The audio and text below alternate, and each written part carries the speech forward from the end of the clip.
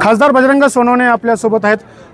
बप्पा आज दिवाळी स्नेहमिलनाचा कार्यक्रम आहे, काय येडेश्वरी परिवाराच्या वतीने शेतकरी संकटात आहे बीड जिल्ह्यातला। त्याच्यानंतर बीड जिल्ह्याचा खासदार या नात्यानं परिवाराचा एक घटक म्हणून परिवाराला असं वाटलं की आपण सर्व शेतकऱ्यांना एक आधार दिला पाहिजे। त्यांच्या घरची दिवाळी गोड होती नव्हती, पण आपण एक स्नेहसंमेलन केलं तर सर्व एक गेट टुगेदर असतील आणि शेतकऱ्याला माझ्या ज्या शेतकऱ्यांसाठी जी अडचणी आहेत या शेतकऱ्यांच्या अडचणीसाठी माझ्या या येडेश्वरी परिवाराचा जो सभासद आहे या सभासदाने शेतकऱ्यांना भेटलं पाहिजे। मी खासदार म्हणून आमचे कार्यकर्ते पक्ष म्हणून आम्ही सर्वजण काम करतो, पण येडेश्वरी परिवार म्हणून इथले प्रमोटर असतील इथले सभासद असतील यांनी सर्वांनी एकत्रितरित्या त्यांचं संकलन करणे, त्यांना सर्वांनी इथं बोलवणे, त्याच्यासाठी त्यांना नियोजन जे आहे ती पुढं आम्ही जी AI तंत्रज्ञानाचा वापर करतो आहे शेतीच्या दृष्टीनं, तर त्या शेतकऱ्यांकडे आज कोलमडल्यामुळे 1 रुपया आर्थिक त्यांच्याकडं नाही आहे। त्याच्यामुळे आम्ही त्यांना मदत काय करायची तर VS आणि साखर कारखाना दोघांच्या संयुक्त फक्त शेतकऱ्याला 1 रुपया बुर्डन न देता त्यांना AI तंत्रज्ञान फ्रीमध्ये द्यायचं असं आम्ही एक निर्णय आज घेतला। आणि त्याच्या अनुषंगानं ती जी कोण शेतकरी जे शेतकरी बाधित आहेत अशा शेतकऱ्यांना आधार देण्यासाठी आमच्या जवळजवळ 11,000 सभासद आहेत, त्यांना सर्वांना सांगितलं की तुम्ही कमीत कमी एक जरी शेतकरी आपण आणला तरी आपण तेवढ्या 11,000 लोकांना आपण मदत करूयात। अशा दृष्टीने येडेश्वरी परिवारानं हा आयोजित केलेला कार्यक्रम, त्याचाच मी एक घटक आणि त्याचा सदस्य म्हणून मी या कार्यक्रमाला आणि खासदार असल्यामुळे ऑटोमॅटिकच मी एक प्रमुख आहे या कुटुंबातला आणि माझे सर्व चाहते मंडळी असतील सर्व कार्यकर्ते सुद्धा या कार्यक्रमाला उपस्थित राहिले। जे नुकसान झालं होतं अतिवृष्टी आणि पुरामुळे आणि त्यानंतर जी मदत राज्य सरकारकडून करण्यात आली ती आतापर्यंत शेतकऱ्या पोहोचलेली दिसत नाही आहे। बघा राज्य सरकार काय करतंय, किती येडेत काढतंय शेतकऱ्यांना माझ्या हे आज आम्हाला दिसतंय। दिवाळीच्या पूर्वी पैसे देऊ असं सांगितलं, पण दिवाळीपूर्वी मदत जी केली जिरायती एवढी, हंगामी एवढी, बागायती एवढी असे 3 टप्पे केले, पण जिरायतीच सरसकट धरून जी फसवणूक शासनानं आमची केलेली आहे। आमच्या मायबाप सरकारला एकच विनंती आहे की आमचा जो शेतकरी आहे हा शेतकरी हा खऱ्या अर्थानं आपला सर्वांचा एक आर्थिक कणा किंवा सर्व बळीराजा आपण त्याच्या जीवावर जगतो आहे, तर या शेतकऱ्याला उभं करण्यासाठी सरकारनं थोडं जर पॉझिटिव्हिटी दाखवली असती तर चांगलं झालं असतं। पण त्यांनी वर्गवारी तर केली, एकदा 12माही केली, हंगामी केली आणि परत जिरायत केली, पण फक्त जिरायतीचेच पैसे येतात। त्याच्यासुद्धा जिरायतीमध्ये त्यांनी सांगितलं 8,500 हेक्टरी म्हणजे एकरी किती झाले तर 3638 होतील आणि एकरी 38 सुद्धा ठीक आहे जी होतील त्या, आणि त्याच्यानंतर तुम्ही 10,000 आम्ही पेरणीला देणार। तर आमच्या पेरण्या बी चालू आहेत, लोक व्याजानं पैसे काढून करायला लागलेत। ह्या आज जर खरी गरज होती त्यावेळेस एकदाच 18,000 तरी द्या ना, पण ते सुद्धा नाही आणि 8,000-8,500 दिले जात आहे जिरायतीला, ते सुद्धा मोजक्या लोकांच्या खात्यात पैसे पडलेत। आजही प्रत्येक सरसकट गावात पैसे पडलेले नाहीत। त्याचं काही किंवा खातं ना अकाउंट धरलं की पैसे त्याला बाकीचे लई कुठाने करायला नाही पाहिजे होते, तर शेतकऱ्यांना मदत झाली असते। तर शेतकऱ्याला मदत करायची नाही, फक्त ढोंग करायचे, राजकारण करायचं आहे आणि राजकारण आम्ही करतो असं म्हणलं जात आहे, पण ही सरकार राजकारण करत आहे। आज सरकारमध्ये खरंच जर होतं तुमचं पारदर्शकपणा तर या सर्व गोष्टी सर्व शेतकऱ्यांना, शेतकरी ह्या कुठल्या जातीचा कुठल्या पक्षाचा कुठल्या घटकाचा नाही, तर शेतकरी हा एक वर्ग आहे आणि या शेतकऱ्याला जीवन ठेवणं सरकारची सुद्धा जबाबदारी ही सरकारने जी चांगल्या रीतीनं पार पाडली नाही असा माझा सरकारवर सक्त आरोप आहे। आणि सरकारने तुटपुंजी मदतीने काय पाणी पुसले आमच्या अपेक्षा आहे काही नाही झालं, तोंडाला पाणी पुसायचं काम केलं आहे आणि 8,500 जी हेक्टरी देतात ती सुद्धा नाही आहे। कापूससुद्धा जिरायतीत घेतला, ऊससुद्धा आमच्या इथल्या तहसीलदारानं माझ्या केजच्या तहसीलदारानं तो ऊस जिरायतीमध्ये टाकला होता, पुन्हा बागायतीत टाकला, त्याचे पैसे केव्हा येणार माहीत नाही। म्हणजे बागायतीला काय ऊस वाहूनच गेला अख्खा, पण जी ऊस पिकं आहे त्याचं नुकसान काय झालं आहे सगळं नुकसानाच्या बाबतीत व्हायला पाहिजे होतं, पण नाही झालं। आता पुढं विमाला ह्याला त्याला काय कधी किती दिवस लागतील सांगता येत नाही, पण या शेतकऱ्यांच्या दृष्टिकोनातून सरकारने जी केलेली गोष्ट आहे त्याच्यामुळे शेतकऱ्यांनी काळी दिवाळी म्हणून पाळायचं काम केलं आणि आम्ही त्याच्यातूनच म्हणून येडेश्वरी परिवारानं सांगितलं की आपण या शेतकऱ्याच्या बाजूने उभं राहिलं पाहिजे, म्हणून आपण शेतकऱ्यांना जे एकत्रित करू। म्हणून आमच्या सर्व शेतकऱ्यांना, आमच्या सर्व सभासदांना, येडेश्वरी परिवाराच्या आणि आमच्या सर्व शेतकऱ्यांना म्हणजे जी इथले सभासद हे सभासद जिल्ह्यातल्या सर्व शेतकऱ्यांच्या पाठीमागं उभं राहायचं आहे भूमिका येडेश्वरी परिवारानं घेतली आणि त्यांना VSIच्या माध्यमातून कारखान्याच्या माध्यमातून आम्ही मदत करणार ही आज आम्ही जाहीरही केलं आहे आणि करणारी आहोत। त्याचं नाव नोंदणी चालू आहे, याच्यासाठी आम्ही आज हे कार्यक्रम ठेवलो। कुठेतरी दिवाळीच्या सुट्ट्या या मदती आड आल्या असं वाटतंय का तुम्हाला? अहो ह्यांचा नाकर्तेपणा ह्याच्यात आड आला। दिवाळीच्या सुट्ट्या काय जिथं ह्यांना नाही तेव्हा रविवारी चालू, रातचं चालू, बँका चालू, कुठंतरी पुण्यातला आलं तर एक निवडणूक तिथं बँका रातचंच चालू, तसं ह्यांना काय ह्यांना दिवाळीच्या सुट्ट्या आड आल्या म्हणजे आता ही नाचता येईन अंगण वाकडं द्यायचं नाही म्हणून शेतकऱ्यांना देत तेव्हा पण झोपला होता। दिवाळी सुट्ट्या लागणार माहीत नव्हतं का? मग दिवाळीत करायचं काय फरक पडायला आहे? जर एखादा कर्मचारी वर्ग आमचा बंधू तर ती सुद्धा म्हणेल, शेतकऱ्याचा मुलगा आहे तो म्हणेल तुम्हाला द्यायचं तर मी काम करतो सुट्टीत, मला सुट्टीचा पगार द्या, आडो काय ओव्हर टाईम द्या, काय करायचं ते करा, सांगा, रात दिवस चालू ठेवा ना बँका। तुमचं सरकार आहे, दिल्ली टू गल्ली, गल्ली टू दिल्ली. मग काय अडचण आहे? वरी सरकार आमचं नाही, बँका नाही चालू. अरे का हे पत्र हे करा, काय फरक पडतंय?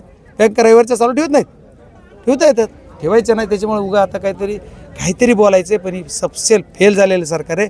आणि आमच्या या मायबाप शेतकऱ्यांसाठी बिलकुल धार्जिन सरकार नाही. ही उद्योजक जी काही त्यांचे कर्ज माफ करायला, कोणाला काय करायला तिथं आहे. आणि फुकट कुठे दुसरे छोटे उद्योग आहेत त्यांना मारणार. मोठे जे उद्योग आहेत त्यांना हजारो कोटी त्यांचं कर्ज माफ केलं जातं आहे. आणि आमच्या शेतकऱ्याला कर्जमाफी नाही. आम्ही म्हणतो तर कर्जमाफी तरी कर, आमचं तेवढं कर्जमाफी झाली, दुसरे तरी पैसे आम्हाला कर्जाने घेता आले असते, मिळाले असते ना काहीतरी, पण काही नाही. त्याच्यामुळे हा विषय सगळा फसवेगिरीचा आहे. त्याच्यामुळे या सरकारवर सक्त नाराजी जनता आहे. स्थानिक स्वराज्य संस्थाच्या निवडणुका येऊ घातलेल्या आहेत. कसं म्हणजे महाविकास आघाडीचं काय रणनीती असणार राज्य? मागच्या काळात एक विधानसभा आणि लोकसभेच्या अगोदर 3 वर्षापूर्वी, आता एक टर्म गेली, 4 वर्ष झाले स्थानिक स्वराज्य संस्थेमध्ये प्रशासक आहे. एक टर्म, एक दिवस जर लेट झाला तर सुप्रीम कोर्ट, हायकोर्ट उभं खायचं. आता काय झालं कोर्टाचं मला सांगता येत नाही. सन्माननीय म्हणजे कोर्टाच्या विरोधात मी बोलू शकणार नाही. लोकशाहीमध्ये आपल्या कोर्टाला आपण दैवता मानतो, त्या दैवताला आपण बोलणं आपला अधिकार नाही. पण काय झालं आहे, हे रीट दाखल केलं तर रीट तुम्ही 4 वर्ष, एक दिवस डिले झाला तर त्याची फार सस्पेंड होतो. ते अधिकारी निवडणूक आयोगावर तासाऱ्या ओढायचे, सरकार ओढायचे. आज 4 वर्ष झालं. ओबीसीच्या आरक्षणाचा विषय घेतला, काय झालं ओबीसीचे आरक्षण? जसं ॲज इट इजच आहे, जेवढं होतं त्याच्यावरूनच निवडणुका घ्यायला सांगितल्यात. मग कशाला पेंडिंग ठेवलं? आणि ज्या नगरपंचायतच्या निवडणुका झाल्या, त्या निवडणुका जी मागच्या काळात झाल्या त्याच्यातसुद्धा असंच झालं होतं. निवडणूक एकदा लावली, पुन्हा थांबवली. त्याच्यामुळं निवडणुकीचं मतदान झालं तरी निकाल थांबवितील. यांचं काही खरं नाही. विरोधात गेलं, जर वाटलं ना आपल्या विरोधात गेलं तर निकालच थांबवितील. त्याच्यामुळे यांची गॅरंटी नाही. यांना जेव्हा वाटेल की आपलं आता सगळं येतं आहे तेव्हा ही सगळं करतील. मतदार यादी आणि प्रभाग रचनेमध्ये जो घोळ आहे, बऱ्याचशा तक्रारी दाखल आहेत, पण त्या तक्रारीकडे पण दुर्लक्ष होताना दिसतं आहे. नाही, आता कसं आहे, सगळ्याच गोष्टीकडे दुर्लक्ष. सत्ताधारी जे त्यांचंच सगळं आहे, जिसकी लाठी उसकी भैंस म्हणते तसं काम आहे. जे सत्ताधारी आहे, जे सरकारमध्ये बसले त्यांचं चालतंय. विरोधकांनी न्याय मागायचा नाही, त्यांना दाबदडप केली, मारलं हाणलं, काय जरी झालं तरी विरोधकांनी गप बसायचं.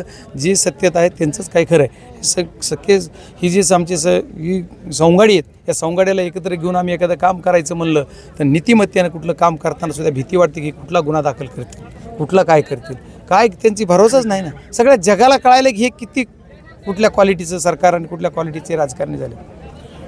ओबीसी मेळावा बीडमध्ये झाला होता. त्यामध्ये बघायला गेलं तर ओबीसींवर टीका देखील केली, पण त्याचबरोबर भुजबळांनी या ठिकाणी सत्ताधाऱ्यांवर पण टीका केलेली आहे. हे बघा, आदरणीय भुजबळ साहेबावर मला काही बोलायचं नाही आहे, पण मला सांगायचं की ज्यांनी माझ्यावर आरोप केले की जे जरांगे पाटलांच्या आंदोलनात जाऊन हा खासदार समर्थन दाखवितो, त्या खासदारांना राजीनामा देऊन जावा असं म्हणले मला. ते त्या स्टेजवर होते, त्यांनी का थोबाड उचकेलं नाही हो?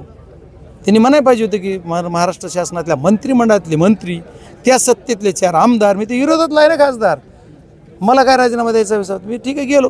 आणि मी कुठलं जिथं विषय माझ्याकडे आला त्या सर्वांना पाठिंबा दिला. संविधानिक पदावर बसल्यानंतर ती माझी जबाबदारी. ST पाहिजे म्हणलं, धनगर समाजाने आमचा टोलमाफीचे माझ्याकडे लोक आले, माझे सगळे बंधू, लगेच टोलमाफी करायला लावली.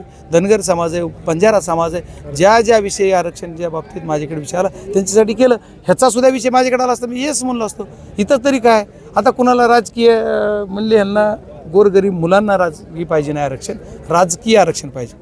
अरे ऑलरेडी ओबीसी समाजामध्ये बरेच घुसलेत ना. तुमच्या बीड जिल्ह्यात तुमचे ओरिजिनल ओबीसीचा कोण कधी निवडून येतो का? माझा कुठला कुंभार, लोहार, ते बघा ना. मग ओपनच्या जागेवर बी आहेत. त्याच्यामुळे हा विषय खूप वेगळा आहे. त्याच्यामुळं ह्या गोरगरीब जातीला सुद्धा खऱ्या अर्थानं दिलं पाहिजे. आणि मला जर विचारलं तर माझा पक्षाला मी विनंती करणार, जी ओरिजिनल ओबीसी आहेत तेच आम्ही ओबीसीचे जागे देऊ आणि त्यांनाच लढू. खूप खूप धन्यवाद. अंबाजोगाईच्या एका कार्यक्रमामध्ये तुम्ही भाषण केलं होतं आणि त्याच्यामध्ये धस यांच्या चिरंजीवांनी तुम्हाला मतदान केलं असं तुम्ही म्हणालात. त्याची चर्चा आहे जोरदार त्या भाषणाची. नाही, अंबाजोगाईत नाही असं काही भाषण झालं. एका आष्टी तालुक्यातल्या एका उद्घाटनाला गेलो होतो मी. धस म्हणजे सुरेश धस यांच्या मुलांनी मला मतदान केलं असं बोललो नाही. तुम्ही चांगली क्लिप आहे का? मी म्हणलं की तुमच्या गाडीत जेवढी होती ती सुद्धा मला मतदान करीत होते. भारतीय जनता पार्टीचे लोकसुद्धा मला मतदान करीत होते, करीतच होते, फॅक्ट होती ना. त्याचं मी काय आता तुम्ही केलं नसेल म्हणलं ते आता तुम्हाला जर निवडणूक लागली की आम्हाला विरोध करणे हा तुमचा हीच आहे. आणि सुरेश दसानी मला कधी मदत केली नाही, याच्या कुठल्याच मागच्या बी निवडणुकीत केली नाही. त्यानं मदत केली एवढी लीड जाते का तिकडे? उघड आहे ना, सुरेश दसनं मदत केली की 50,000 लीड होईल मला त्या आष्टी मतदारसंघात. सुरेश दसनंच मला विरोध केला तिथं, त्याच्यामुळे ती उघड जग जाहीर. उगा आता काहीतरी फिरवायचंय, त्यांना बदनाम करायचंय किंवा आमच्या तोंडून काय कर. मी त्यांना एक सांगितलं आणखी की तुझं, कारण त्या मुलाला आता जवळपास मला वाटतं 35 वर्ष वय झालं त्याचं, त्याला आणखी उभं केलं नाही कुठं.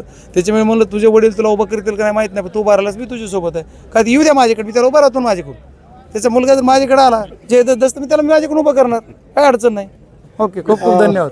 बाप्पा, आणखी शेवटचा प्रश्न आहे, परळी नगरपालिकेकडे काय म्हणजे काय रणनीती असणार हे आहे? बघा, बीड जिल्ह्यातल्या ज्या नगर परिषदेच्या निवडणुका लागतील त्या सर्व नगरपालिकेमध्ये आमचा उमेदवार असतील आणि आम्ही पूर्ण ताकदीनंच लढू. बीड जिल्हा परिषद पंचायत समितीसुद्धा ताकदीनंच लढणार. माझ्या कार्यकर्त्यांना ज्यांनी माझ्याबरोबर राहिले त्यांना मी प्रामाणिकतेने मदत करेन आणि सर्व गोष्टीतून मी उगाच कुणीतरी पुढी करते. एखाद्याने विरोध करणाऱ्याला सुद्धा पक्षात प्रवेश मिळेल, पण गद्दारी करणाऱ्याला तिकीट मिळणार नाही. नक्कीच आपण जर बघितलं तर गल्ली ते दिल्ली सरकार असताना देखील शेतकऱ्यांना मदत भेटली नसल्याचं खासदार बजरंग सोनवणे यांनी या ठिकाणी सांगितलं आहे. स्वानंद पाटील, ABP माझा, केज, बीड. ABP माझा, उघडा डोळे बघा नीट.